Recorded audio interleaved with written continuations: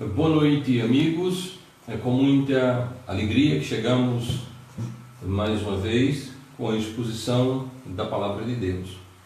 Estamos fazendo a exposição do livro de Efésios, a epístola do apóstolo Paulo aos santos e fiéis que habitavam na cidade de Éfeso e que congregavam na igreja do nosso Senhor e Salvador Jesus Cristo.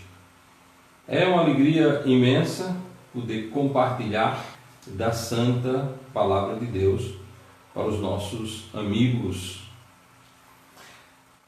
Fizemos a primeira parte, Efésios capítulo 1, e na primeira parte nós somos do versículo 1 até ao versículo 6. E hoje é desejo nosso de fazermos do capítulo 1, versículo 7 até o versículo 14. Convido os amigos para continuarem conosco, estarem curtindo, compartilhando, comentando, para que a palavra de Deus possa crescer em nosso país. Lembrando que a exposição da palavra de Deus dá luz, dá entendimento àqueles que abrem o coração e a mente para entendê-la. Bom, vamos à leitura da santa palavra de Deus. Assim está escrito, Efésios capítulo 1, versículos 7 a 14. Leiamos então. Em quem temos a redenção pelo seu sangue, a remissão das ofensas segundo as riquezas da sua graça, que ele fez abundar para conosco em toda a sabedoria e prudência, descobrindo-nos o mistério da sua vontade, segundo o beneplácito que propusera em si mesmo, de tornar a congregar em Cristo todas as coisas na dispensação da plenitude dos tempos, tanto as que estão nos céus como as que estão na terra. Nele digo, em quem também fomos feito herança, havendo sido predestinados conforme o propósito daquele que faz todas as coisas segundo o conselho da sua vontade, com o fim de sermos para o louvor da sua glória, nós, os que primeiro esperamos em Cristo, em quem também vós estáis, depois que ouvistes a palavra da verdade, o Evangelho, e tendo nele fostes selados com o Espírito Santo da promessa, o qual é o pensa para a redenção da possessão adquirida para o louvor da glória. Que Deus aplique a palavra que acabamos de ler em nossos corações, em nossas mentes e em nossas vidas. Caro ouvinte, a palavra de Deus diz em quem temos a redenção. Ou seja, nós temos a redenção em Jesus Cristo. Temos a redenção na pessoa bendita do nosso Senhor e Salvador Jesus Cristo. O homem é redimido por Cristo. A redenção é nos dada gratuitamente pelo Senhor Jesus Cristo, pela pessoa de Cristo. Eu tenho frisado inúmeras vezes a importância de que entendamos que o homem é salvo por uma pessoa. Nós não somos salvos por sistema, nós não somos salvos por religião, nós não somos salvos por absolutamente nada contrário a Cristo. Então, é por meio dele que temos a redenção. Ou seja, fomos redimidos da condenação. Fomos redimidos da nossa pena. A nossa pena é uma pena de morte. A nossa pena é uma pena de eterna separação de Deus. E o Senhor Jesus Cristo nos deu redenção desta dura, triste, trágica realidade que era a condenação. Ele nos redimiu de tamanha aflição. Bom, isso foi feito por meio do seu sangue. É sempre muito importante, quando se fala de salvação, que falemos do sangue de Cristo. Pessoa alguma é salva a não ser pelo sangue do nosso único e todo suficiente Salvador, Jesus Cristo. Você só pode ser salvo pelo sangue de Cristo, eu só posso ser salvo pelo sangue de Cristo. Então, redenção ocorre porque Cristo derramou o seu sangue em nosso lugar. Não pense você que pode alcançar a redenção por preceitos religiosos, por boas obras, por moralidade, por lei. Não. Só obtém-se redenção pelo sangue de Cristo. Fomos redimidos, alcançamos a remissão das ofensas. Em quem temos a redenção pelo seu sangue, a remissão das ofensas, segundo as riquezas da sua graça. Eu gosto dessa expressão, redenção das ofensas, porque na realidade foram muitas as ofensas. A ofensa não é de um só. A ofensa foi feita por muitos. E nós, cada um particularmente, temos muitas ofensas contra o Senhor. Bom, a ofensa que nos coloca na pior situação, a ofensa que nos coloca na pior situação é aquela ofensa que nós herdamos do cabeça federal da raça humana, de Adão. Todos nós recebemos a ofensa de Adão como herança e, consequentemente, a morte e a eterna condenação. Bom, mas nós não ficamos só nela. Nós não ficamos só com a ofensa de Adão. Nós temos as nossas próprias ofensas a somar-se àquela condenação. O homem já nasce condenado, porém, ele continua ofendendo ao Senhor. Vamos, por causa de Cristo, alcançamos a remissão das nossas ofensas, segundo o que é riquezas da sua graça. Bom, falar da graça de Deus é algo maravilhoso. Falar deste favor que nós não merecemos. A palavra de Deus diz que pela graça sois salvos por meio da fé. A palavra de Deus diz que o salário do pecado é a morte, mas o dom gratuito de Deus é a vida eterna por Cristo Jesus. Bom, nós alcançamos a remissão das nossas ofensas segundo as riquezas da sua graça. As riquezas da graça de Deus, da graça salvadora do nosso Senhor e Salvador Jesus Cristo. Nós não merecemos salvação, merecemos sim condenação, mas Deus, que é rico em misericórdia, Deus que nos amou, e a palavra de Deus nos ensina que Deus prova o seu amor para conosco em que Cristo Jesus morreu por nós, sendo nós ainda pecadores, ok? Sendo nós ainda pecadores. Então, esta graça e este amor maravilhoso de Deus é a razão pela qual nós somos salvos. Cristo morreu naquela cruz como uma prova do amor de Deus para conosco, sendo cada um de nós miseráveis pecadores, inimigos de Deus. Bom, agora ele não deu graça limitada. A palavra de Deus diz que ele fez abundar para conosco em toda a sabedoria e prudência. Que ele fez abundar para conosco em toda sabedoria e prudência. A graça de Deus na pessoa bendita de Cristo, não é algo limitado, não é algo pequeno, não é algo medido, é algo imensuravelmente grande. É algo que nós não temos capacidade de narrar a grandiosidade dessa graça de Deus para conosco. Imagine você que nos acompanha, que eu, Anísio Gomes, um miserável pecador, merecedor da eterna condenação, vivendo no pecado, ofendendo a Deus diuturnamente. Deus me amou e Deus me chamou à salvação eterna por meio de Cristo Jesus. Na realidade, O que Anísio Gomes merece é a eterna condenação, o inferno. Porém, Deus não me trata como eu mereço. Deus me trata com base na sua graça e no seu amor.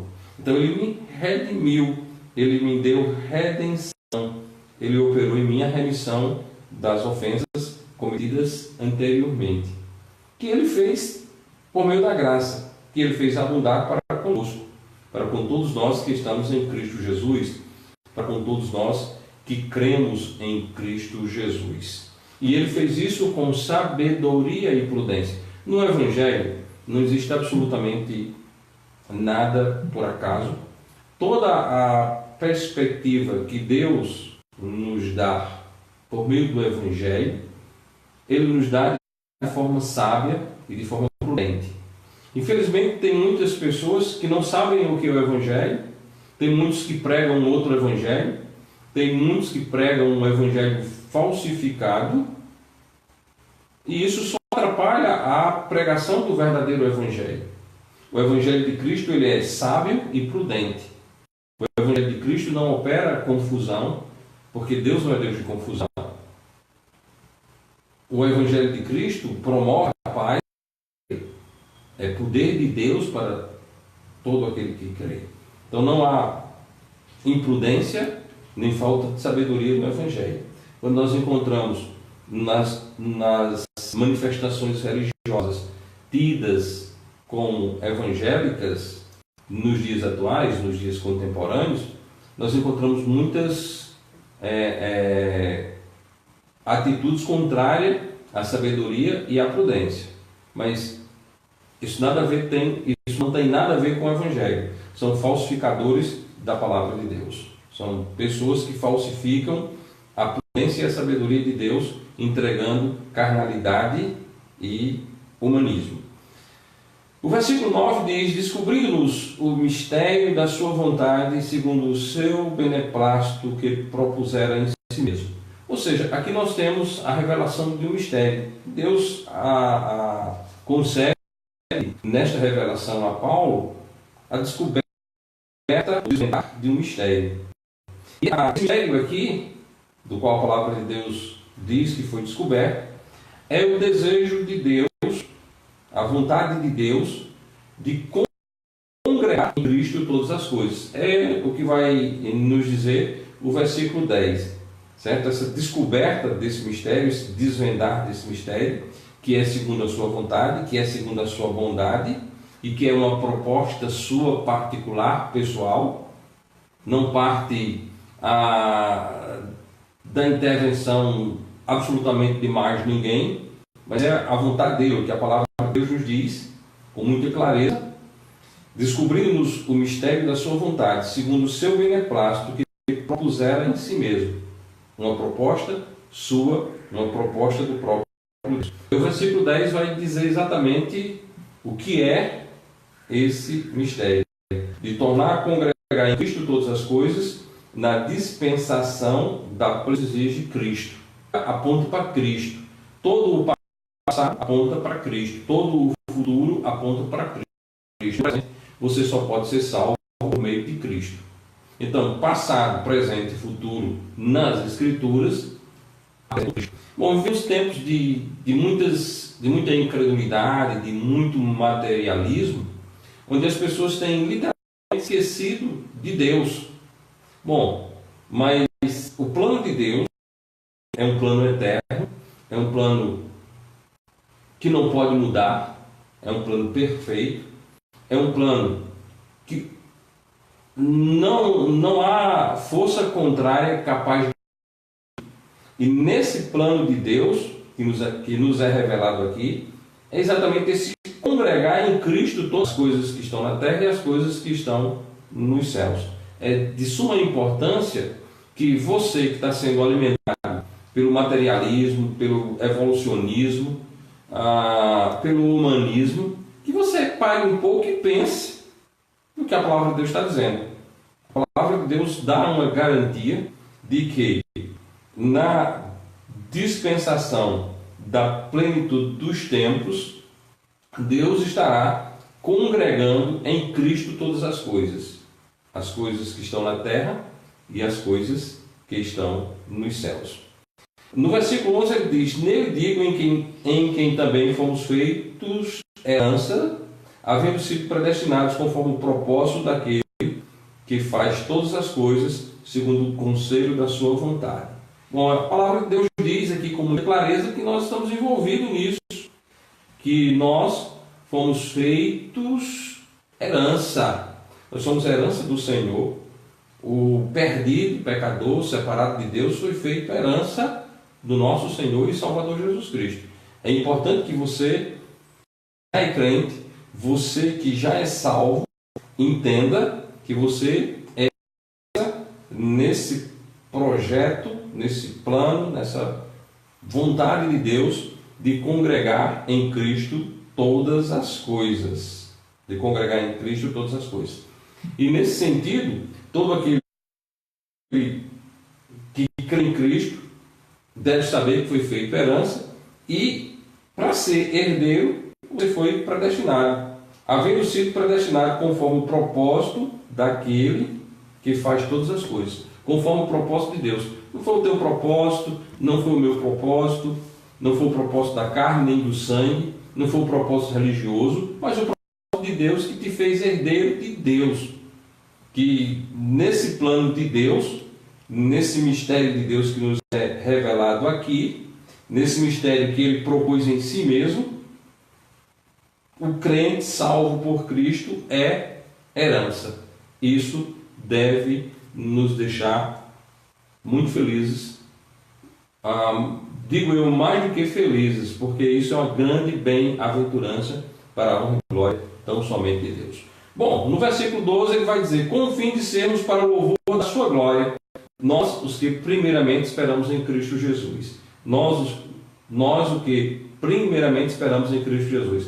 Mais uma vez aparece a palavra Cristo, mais uma vez aparece a pessoa de Cristo, com o fim de sermos para o louvor da sua glória. Nós os que primeiro esperamos em Cristo. Bom, na eternidade não haverá pessoas no céu que se gloriem em si mesmo, ou que se gloriem na lei, ou que se gloriem na sua religião. Todas as pessoas que estarão ali estarão se gloriando exclusivamente na pessoa bendita de Cristo. Todas as pessoas que ali estarão se gloriando na pessoa de Cristo, com o fim de sermos para louvor da sua glória, nós os que primeiro esperamos em Cristo. Então, cada crente será louvor da glória de Deus, cada crente será louvor da glória do nosso Deus.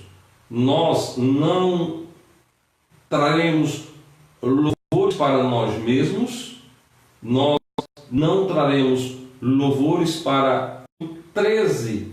Ele coloca: em quem também vós estáis. Todos vós. Que vós? Depois que ouvistes a palavra da verdade, o evangelho da vossa salvação, com esse versículo 13, porque ele é muito amplo, tem muita coisa aqui para que possamos entender a palavra. Em quem também vós estáis. Ou seja, é participante da salvação eterna, é participante das promessas, é participante da família de Deus, aqueles que escutam a palavra da verdade, o evangelho da salvação e tendo nele também crido. O que é que nós temos aqui?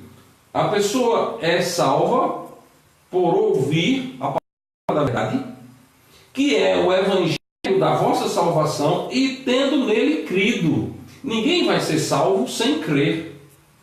Absolutamente é impossível a qualquer pessoa alcançar salvação sem crer.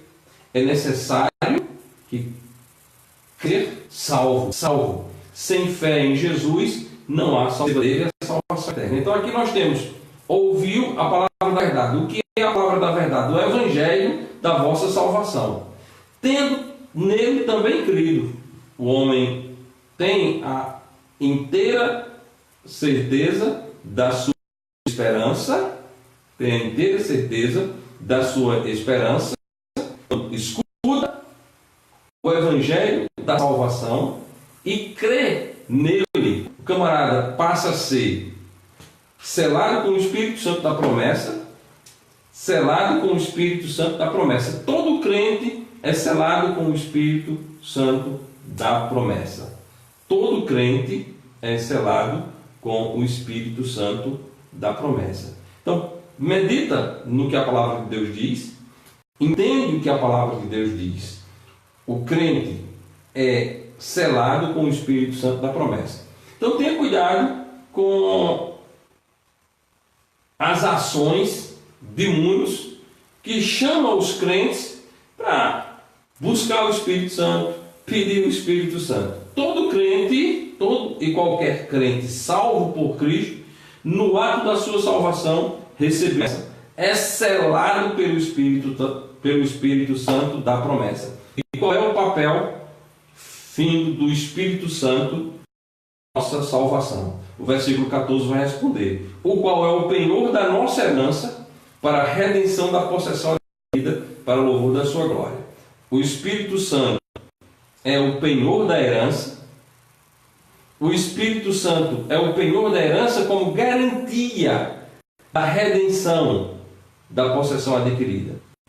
E essa possessão adquirida tem um propósito: louvor da sua glória.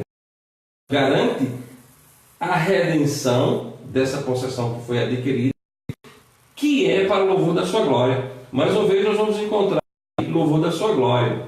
Todos os salvos que são selados com o Espírito Santo, todos os salvos os quais o Espírito Santo é penhor dos mesmos, esses serão para a glória de Deus. Repetindo o que já foi dito, ninguém estará sendo glorificado pessoalmente, nem estará glorificando sistema algum. Todos estaremos glorificando ao Senhor e Salvador Jesus Cristo. Que Deus abençoe a todos vocês e vos faça crescer na graça e no conhecimento de Cristo Jesus. Obrigado por estar conosco.